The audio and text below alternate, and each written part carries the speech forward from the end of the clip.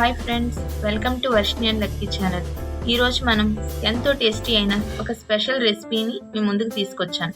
బెల్లంతో చేసిన మినప సున్నుండలు. ఇవి చిన్నపిల్లల నుండి పెద్దల వరకు ప్రతి ఒక్కరూ కూడా చాలా ఇష్టంతో తింటారు. మన శరీరానికి ఎంతో మేలు చేసి ఎన్నో పోషకాలు ఉన్న ఈ మినప సున్నుండలు తయారీ విధానం ఏంటో మనం ఇప్పుడు తెలుసుకుందాం.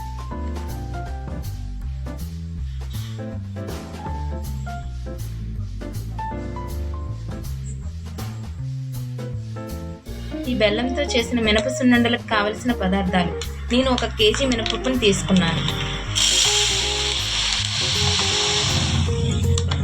మనకి కేజీ మినపప్పుకి కేజీ బెల్లం కావాలి. టీ గ్లాస్తోని బియ్యం తీసుకున్నాను. అలాగే 300 గ్రాముల నెయ్యిని కూడా తీసుకున్నాను.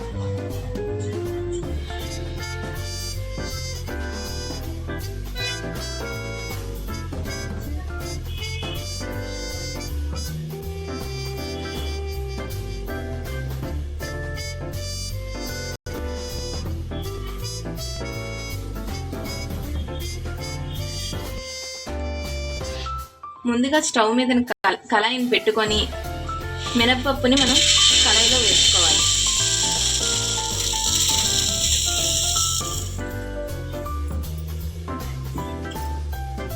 దీన్ని మనం హై ఫ్లేమ్లో కాకుండా మీడియం ఫ్లేమ్లో మనం వేపుకోవాలి, లేదనుకుంటే మాడిపోతాయి.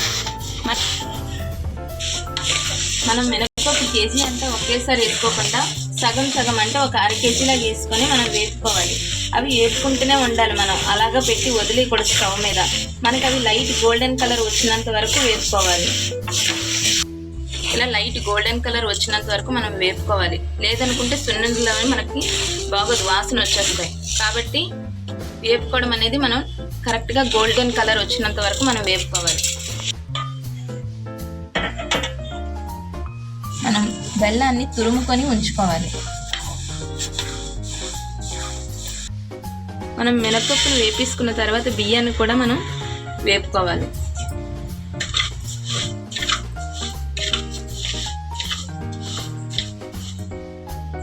ఈ బియ్యం కూడా మనం మీడియం ఫ్లేమ్లో పెట్టుకొని వేపుకోవాలి.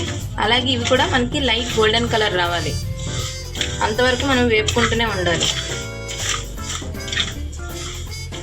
మనకి ఇలా బియ్యం అనేది కూడా లైట్ గోల్డెన్ కలర్ రావాలి. వచ్చినంత వరకు మనం వేపుకోవాలి. దీన్ని ఒక ప్లేట్లోకి తీసుకొని చల్లారే వరకు మినపప్పుని అలాగే బియ్యాన్ని కూడా చూసుకోవాలి. అప్పుడు మనం మిక్సీ జార్లో వేసుకోవాలి. మనం మినపప్పుని వేపేసుకున్నాం, అలాగే బియ్యాన్ని కూడా వేపేసుకున్నాం, బెల్లం కూడా తురుము పెట్టుకున్నాం. మినపప్పు బియ్యం అనేది పూర్తిగా అంటే వేడి చల్లారినంత వరకు మనం ప్లేట్లో వేసుకొని చల్లారిన తర్వాత ఈ రెండింటిని కూడా మనం మిక్సీ పట్టుకోవాలి.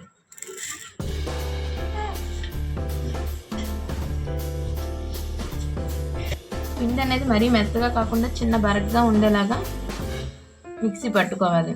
ఈ మిక్సీ పట్టుకున్న పిండిలో మనం బెల్లం తురుము అనేది తురుముకున్నాం కదా, దీన్ని మనం యాడ్ చేసేసుకొని బాగా మెత్తగా మొత్తం ఉండలు లేకుండా, అంటే బెల్లం అనేవి చిన్న చిన్నవి లేకుండా మొత్తం కలుపుకోవాలి.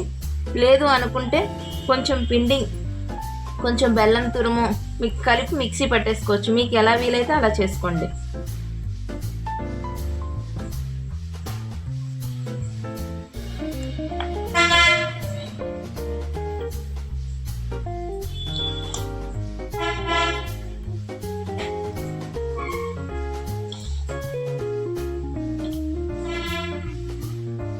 మనకి పిండి బెల్లం అనేది మొత్తం ఏమాత్రం ఉండ లేకుండా మొత్తం ఇలా మనం చేసుకోవాలి.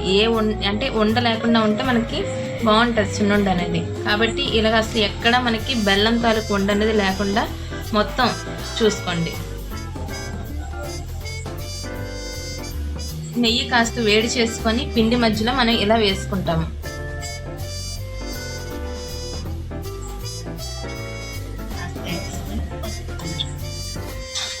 ఇప్పుడు అలాగా మనం పిండితో మొత్తం నెయ్యిని అంతటిని మనం కవర్ చేసుకుంటే మనకి పిండి నెయ్యి అనేది మొత్తం కలుస్తుంది.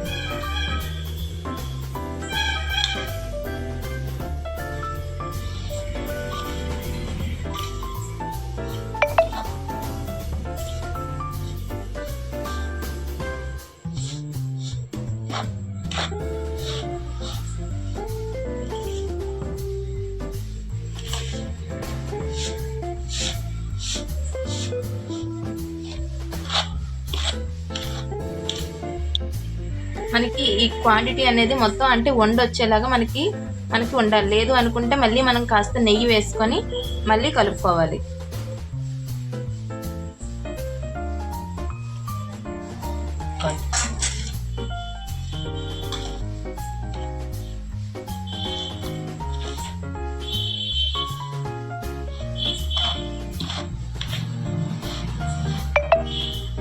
మనం నెయ్యి వేసి మొత్తం కలుపుకున్న తర్వాత ఇది అలాగా పిండి అనేది ఒక వారం పెట్టుకుంటే మనకి నెయ్యి అనేది ఆరకుండా ఉంటుంది. అంటే పిండి ఆరిపోదు, మనకి ఉండ చుట్టడానికి అనేది మనకి బాగుంటుంది. లేదనుకుంటే మనకి నెయ్యి అనేది ఇంకా ఎక్కువగా పడుతుంది. ఇలా పక్కన ఇలా మనం పెట్టుకోవాలి ఒక వారంకి. అప్పుడు కొంచెం తీసుకొని మనం ఉండల్లాగా చేసుకోవాలి.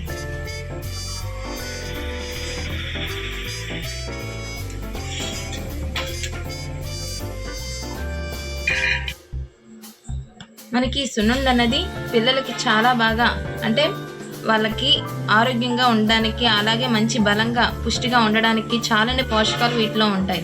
కాబట్టి ఎదిగే పిల్లలకు అనేది ఖచ్చితంగా రోజుకి ఒక ఉండ పెడితే మనకి చాలా మంచిది.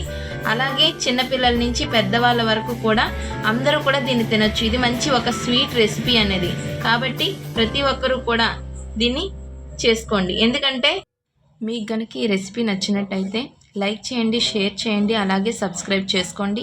మీ ఫ్రెండ్స్ అండ్ ఫ్యామిలీకి కూడా షేర్ చేయండి. Thank you.